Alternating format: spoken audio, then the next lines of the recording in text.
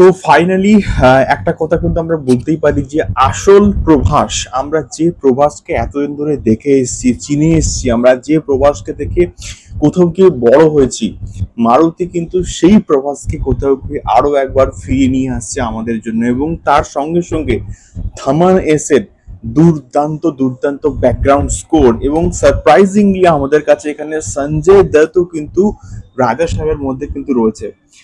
তো কেমন হলো রাজা সাহেবের অফিসিয়াল টিজার? তো এক কথায় আমার বস ব্যাপক লেগেছে। এবং যেটা প্রশংসা করতেই হয়, আদিপুরুষের সময় আহ, প্রভাসকে নিয়ে যে লেভেলের ট্রোলিংটা হয়েছিল, আদিপুরুষের গ্রাফিক্স বা ভিএফএক্স কে নিয়ে যে ট্রোলিংটা হয়েছিল, আমি শিওর তা রাজা সাহেবের ক্ষেত্রে সেই ট্রোলিংটা আর কিন্তু হবে না। এবং একটা হরর কমেডি ফ্যান্টাসি এই জনরার প্রজেক্টের ক্ষেত্রে ভিএফএক্স এর কাজ অনেক কিন্তু কিন্তু ইম্পর্টেন্ট কিন্তু রোল প্লে করে। তো সেইখানে রাজা সাহেবের ভিএফএক্স এর কাজ চরম লেভেলে কিন্তু কোথাও গিয়ে হয়েছে। এবং বিশেষ করে যেভাবে মনোলগ দিয়ে এন্ট্রিটা হচ্ছে, যেভাবে মনোলোগ দিয়ে হচ্ছে যে এটা আমার সম্পত্তি, এটা আমার রাজবাড়ি, এবং আমি মারা যাওয়ার পরে এটাকে আমিই একমাত্র ভোগ করব। তারপরে প্রভাসের কিন্তু কোথাও গিয়ে গ্র্যান্ড এন্ট্রিটা হচ্ছে। এবং তারপরে আহ, যেভাবে টিজারটা এগোচ্ছে starting to the end point, তোমরা কিন্তু এনগেজড থাকবে। এবং বিশেষ করে যেভাবে একটা অ্যাকশন দৃশ্যকে দেখানো হয়েছে, ওই ভাবে আমরা কিন্তু প্রভাসকে দেখেছি, ওই রেবেল স্টারকে কিন্তু আমরা কোথাও গিয়ে চিনি। এবং তার সঙ্গে সঙ্গে নায়িকা এবং প্রভাসের মধ্যেকার কেমিস্ট্রিটা কিন্তু দুর্দান্ত ভাবে কিন্তু ওয়ার্ক করছে।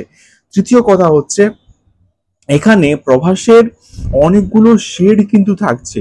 এবং সঞ্জয় দত্ত মেবি কোথাও গিয়ে আগেকার রাজা, আমার যারা প্রেডিকশন করছি বা মনে হচ্ছে, তো সেই রাজা হয়তো এখানে মেবি ভিলেনের কিন্তু রোল প্লে করছে।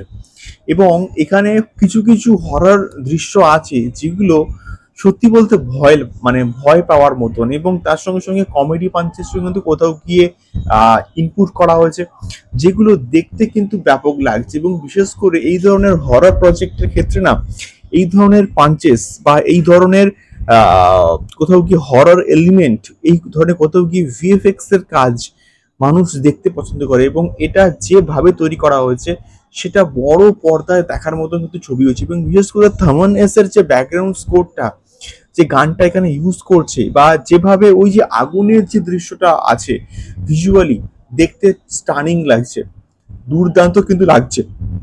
তো সব মিলিয়ে ডিসেম্বরের 5 তারিখ বস ধামাকা হবে, এবং আসল প্রভাস কিন্তু ফিরছে, এটা আর কোনো দ্বিধা নেই বলতে।